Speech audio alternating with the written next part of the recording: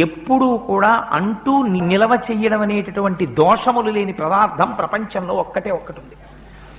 అది దానికి మీరు నిలవ చేసిన దోషము ఉండదు, దానికి అంటు దోషము ఉండదు. అటువంటి పదార్థం ఒక్కటే బెల్లం ముక్క. అందుకే తప్పకుండా బెల్లం ఇంట్లో ఉంచుకుంటారు. అది పరమమంగళ స్వామికి అవసర నైవేద్యం పెట్టేస్తే పొంగిపోతాడు ఆయన. పైగా మీకు గమ్మత్తు తెలుసా అండి, బెల్లం ముక్క నైవేద్యం పెడితే ఇంట్లో ఆరోగ్యంగా ఉంటారు.